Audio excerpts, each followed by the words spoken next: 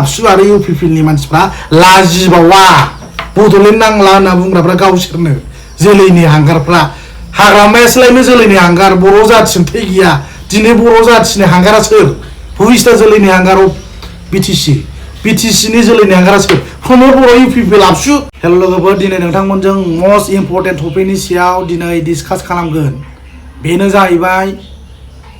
एनडिएनि बिजाथि इउपिपिएलनिथ' नङा एनडिएनिसो जयन्त बसुमतारी बिथांनि सायाव नोंथांमोनजों ब्रडलि दिनै सावरायगोन माने मेन खोथाया जाहैबाय मा जयन्त बसुमतारीया सासे गोदाव सोराव मानसि मानो बिटिसि गैला होननानै दाखालि बुंलाबायबाय बियो रेजेक्ट जाबाय डिनाउन्सिं जाबाय होननानै बुंलाबायग्रा नों मिन्थिगौ व्हाट इज डिनाउन्स व्हाट इज द मिनिं अफ डिनाउन्स बेखौ नों मिन्थिगौ नामा जयन्त जुदि नोंथाङा बेखौ मोनथियोमोनब्ला बेबायदि बुंनाय नङामोन डिनाउन्सिंनि मिनिंआनो जाहैबाय गैला रेजेक्टेड बिटिसिआ डिनाउन्सिं जाबाय होननानै बुंदोंमोन बे रायजो राजाफोर हाग्रामाया जेब्ला बिटिसि बार्थडे फालिदोंमोन बे टाइमाव बुंदों बेयो जयन्तआ बिटिसि गैला रायजोफोर दिनैनिफ्राय होनना बुंदों लाजिनो रोङा नामा नोङो जयन्त बेबायदि खोथा बुंनो आननेसेसारि बेफोर नन सेन्स वार्डसफोरखौ मानो बुंनांगौ जाखो लाजिनांगौ बिटिसिनि आन्दारावनो दिनै बिटिआर एग्रिमेन्ट खालामनानै लाबोनानै रायजो राजाफोरखौ थगायनो बुरबाव बानायनो जायगा मोनाखै नामा नोंसोरो हा आसामनि चिफ मिनिस्टारानो अलरेडि बुंखानाय सरकारनि नामा बिटिसि बिटिआर जायाखै बिटिआर दाबुं दनसे बिटिआर होनना बुंदों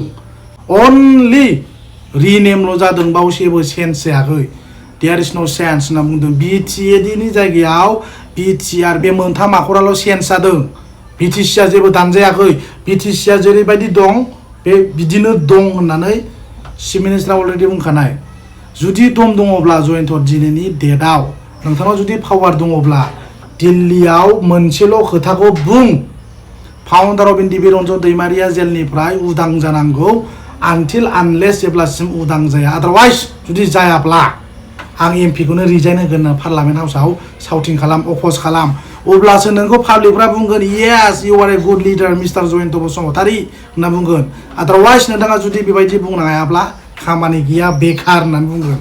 नोंथाङा बिटिसि एकर्डखौ रेसपेक्ट होनो रोङा अनार होनो रोङा दिनैनि डेटआव बिटिसिनि थाखाय बर' जाथिया सिनायजादों बिटिसि एकर्ड जानानैसो बर' जाथिनि जि गाननाय जोमनाय दानाय लुनाय बर'नि जि कालचार जि ससिय' इक'नमिक एभ्रिथिं फारफ्रोमथिंनिफ्रायबो सुराउन्डिंस लानानै बर' जाथिया सिनायथि मोन्दों आइडेन्टिफाइड जादों बर' जाथि होननानै दिनैनि डेटआव बे बिटिसिआ जुदि एग्रिमेन्ट जायामोनब्ला एकर्ड खालामामोनब्ला हाग्रामा महिलारि बिथाङा दिनैनि डेटआव बेबायदि बर' जाथिया सिनायजानाय नङामोन आरो मुंदांखा जानाय नङामोन दिनै बर' जाथि होननानै येस होननानै बयबो सिनायबाय बर' जाथि बेफोरबायदि दिनै रिकगनाइज मोनबाय सिनायथि मोनबाय बिटिसि एकर्डनि गेजेरजोंसो नाथाय दिल्ली बायदियाव थांनानै दिनैनि डेटआव जयन्त बसुमतारीया बर' भाषाजों लेक्सार हैदों हा जुदि बिटिसि एकर्डजों जुदि बे बर' भाषाया सिनायथि मोनामोनब्ला दिनैनि डेटआव बे दिल्ली बायदियाव थांनानै नोंथाङा बर' भाषानि लेक्सार होनो हानाय नङामोन लाजिनांगौ बिटिसिखौ एसे रेसपेक्ट होनांगौ एसे अनार होनांगौ लाजिनांगौ जयन्त बेबायदि खोथा बुंनो नोंथाङा सासे एमएलए जालायनानै बेफोरबायदि गोदाव सोराव खोथा बुंनाया जोबोद लाजिथाव शेमफुलनेस बिटिसि गैला होनना बुंलाबायग्राया बेनो जयन्तआनो सासे एमएलए जानानै जेबो नलेज गैयाबा मानो लेक्सार होयो रोङाबा सिरि था सोंनानै ला गोरों गोराफोरनाव डिनाउन्सिंआ माखौ होनो बिटिसि जुदि गैलाब्ला दिनैनि डेटआव मानोथो बिटिआर लिरनो हायाखै जयन्त मानो लिरनो हायाखै बेखौ मिटिं खालामनानै रायजो राजाफोरनो प्रेस मिट खालामनानै खिन्थालाय उइथिन 24 आवारनि गेजेराव दिनैसिमबो टिल टुडे मानो खोन्थानो हायाखै बिटिआरआ मा बिटिसिआ मा मानो बिनि डिफारेन्सिएसना मा बेखौ मानो रायजो राजाफोरनो फोरमायनो हायाखै मानो आननेसेसारि खोथा बुंदों मानो बिटिआर लिरनो हायाखै बिनि एन्सारखौसो नांगौ जुदि दिनैनि डेटआव बिटिसिआ जुदि रेजेक्टेड एबा डिनाउन्सिं जाथारमारबायमोनब्ला मानोथो बिटिसि लिरबावखो दानदो बेखौ जयन्त दानानै बिटिआर लिरदो बै क'क्राझाराव बारे बारे बुंदों आं बिनि फिननायखौ रायजो राजाफ्रा जयन्तनाव सों आरो जयन्तआ बेखौ रायजो राजाफोरनो फिननाय नांगौ मा जागोननि थाखाय मा बुजिनानै मा साननानै मा स्टाडि खालामनानै बिटिसि गैला होननानै बुङा बिटिसिआ बोरै रेजेक्टेड जाखो बोरै डिनाउन्सिं जाखो माब्रै बिदि बुंनो हाखो रायजो राजाफ्रा कुइसन खालाम आसलथे बिटिसि ना बिटिआर मा होननानै सों एग्रिमेन्टल' जादों दिनैसिमबो जेबो जायाखै अनलि रिनेम बिटिएडिनि जायगायाव बिटिआरल' रायजोफोर गासिबो थगायजोबनाय दिनैसिमबो बिटिसि रायजोफोर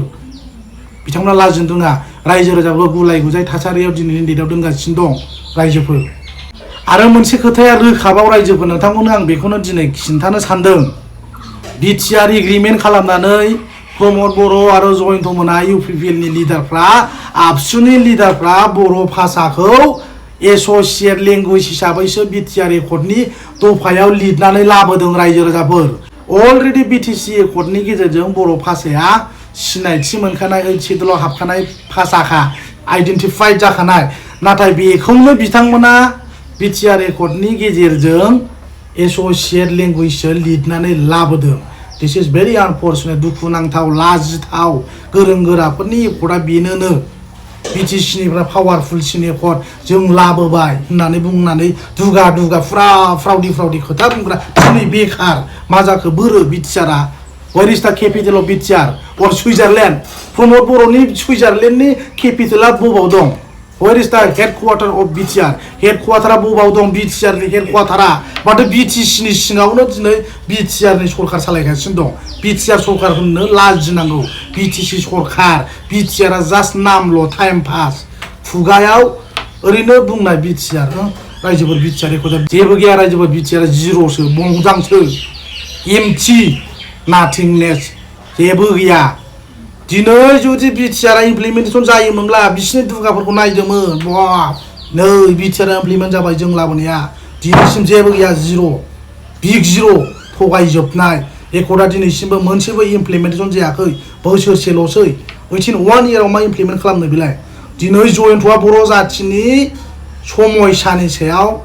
पार्लामेन्टआव खोथा बुंगोन होननानै बिथाङा बुंदों नायदो बे 6 मास 7 मासनि गेजेराव मा इनिशिएटिभ लायो मा खोथा बुङो पार्लामेन्टआव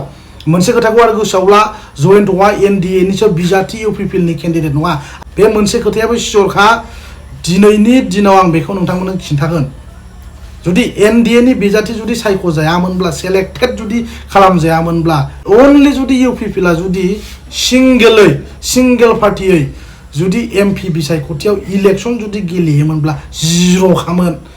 बिजेपिनि अननायाव एनडिएनि दिनै एलायन्सआव सापर्ट मोननानै बिथांमोना देरहादों रायजोफ्रा बावखौनो बेले बेजे जानांगौनि दरखार गैया बे बिजेपिनो फानलाबायग्राफ्रा खोथा बाथ्रा बुंनानै बिटिआर इमप्लिमेन्टेसन खालामनांगौनि थाखाय बिजेपिखौ सापर्ट खालामनानै देरहाहोनांगौनो एबार नायदो सापर्ट खालामबाय पाब्लिकफ्रा बर' जाथिनि थाखाय एबार मा खामानि मावो नायदो आबसुनि प्रेसिडेन्ट दिपेन बर'आ बुंदोंमोन हेलिकप्टार गाखोलायनानै लेक्सार होदों बियो बिटिआरनि एकर्डनि जि दफायाव लिरनाय बे इमप्लिमेन्टेसन जानांगौनि थाखाय जों दुलाराय बर' फरायसा आफादा बिजेपिनो आरो बर' रायजो राजाफ्रा भट होनांगौ आरो सापर्ट खालामनांगौ आदारवाइज नङाबा माने बिटिआरआ इमप्लिमेन्टेसन जायानो भट होबाखि बिटिआर एकर्डनि दफाया इमप्लिमेन्टेसन जायो 4 बोसोरावनो नोंसोर इमप्लिमेन्टेसन खालामनो हायाखै दिनै ललिपप जाहोजादों नायदो रायजोफ्रा बे 6 मास 7 मासनि गेजेराव जुदि बिटिआर एकर्डनि दफाया जुदि इमप्लिमेन्टेसन जायाब्ला दायनिगिरिया प्रमद बर' आरो इउपिपिएलनि दैदेनगिरि आरो आबसुनि बेखौ गोसोआव ला रायजोफोर दिनै बिथांमोना बिटिआर होननानै दिनै खुगायाव मुं लादों मानो होनना बुङोब्ला बिथांमोना गावसोरनि एकर्ड खालामग्रा ना जुदि बिटिआरनि मुं लायाबाथ' लाजिथाव गावसोरनि एकर्ड खालामबाय माथो बिटिआरानो नङा दाबो नै बिदि मोनसे साननानै लाजिनानै बिटिआर सरकार बिटिआर गभर्नमेन्ट नै बेफोरबायदि खोथा बुङो स्टिल बिटिसिसो रायजोफोर खुनु बिटिआर नङा टाइम पाससो डायलगसो जेबो नङा जास्ट एग्रिमेन्ट जेबो गैया दिनैनि दिनाव जुदि बिटिआरआ पावारफुल मोनब्ला दिनै मोनफा मोनफा आखरे सिस्टेमेटिकलि दिनैनि डेटआव उइथिन 4 इयार्सआव इमप्लिमेन्टेसन जागौमोन मानो जायाखै नोंथांमोना साननानै नायदो बे बिटिआर एकर्डआनो जाहैबाय बर' रायजो राजानि जि सिमां आलादा रायजो सेपारेट स्टेट सोरजिनाय एबा स्टेटहुड बेखौ दंस खालामनाय डेस्ट्रय खालामनाय बेखौ गोजोन होफ्लानो थाखाय बर'नि जि सिमां बर'नि हप्स एन्ड एसपिरेसनखौ डेस्ट्रय खालामनाय बेल' जेबो गैया जायनि थाखाय प्रमद बर'आ दिल्लीयाव from today we don't want Bodoland separate state again we don't want to movement होननानै दिल्लीयाव लिरनानै गारबोदों नाथाय बेखौनो आबसु आरो इउपिपिएलनि मानसिफ्रा लाजिबावा बड'लेण्ड नांला होनना बुंग्राफ्रा गावसोरनो जोलैनि हांगारफ्रा हाग्रामायासोलायनो जोलैनि हांगार बर' जाथिनि थै गैया दिनै बर' जाथिनि हांगारा सोर भुइस्टा जोलैनि हांगाराव BTC नि जोलैनि हांगारा सोर प्रमद बर' UPPL आबसु मानो दिनै दिल्लीयाव बड'लेण्ड नांला होनना बुंबाय हाग्रामाया बुंदोंमोन बै टाइमाव जाथ'वा मोनथ'वा होननानै बुंदों दिनै गावसोरबो बुंबायना बड'लेण्डआ जाथ'वानो मोनथ'वा सुक्ति खालामफ्ला दंसोनो उनाव आन्दालन खालामफिनगोननो एकर्ड जाखांनायनि उनाव आन्दालन खालामनो होनबा जायो नामा आन्दालनाव गोरिब गुन्द्रा दुखुथिया जाम्बा जाम्बिफ्रासो बुजायो प्रमद बर'आ दिनैसिमबो खनसेबो बुजाफेराखै दिनै पुलिस स्कट मिलिटारि लानानैसो प्रमद बर'आ पारमिसन लानानैसो आन्दालन खालामबोदों बास खर'आव गाखोनानै ओरै लान्था खानाय हजानानै डिभाइड आसाम 50-50 नो आनटिल आनलेस जेब्लासिम बड'लेण्ड सेपारेट स्टेट क्रिएट जाया अब्लासिम आं कन्टिनिउआस फाइट खालामगोन होननानै बिथाङा बुंदोंमोन दिनै नोंथांमोना नुबाय बड'लेण्डबो गैया नांलाबो होनबाय साख्रिबो गैया जेबो गैया इमप्लिमेन्टबो गैया गासिबो थगायजोबनाय गासिबो जर' एभ्रिथिं इज आनएक्सपेक्टेड ओंखायनो रायजो राजाफ्रा बयबो सांग्रां जानाया मोजां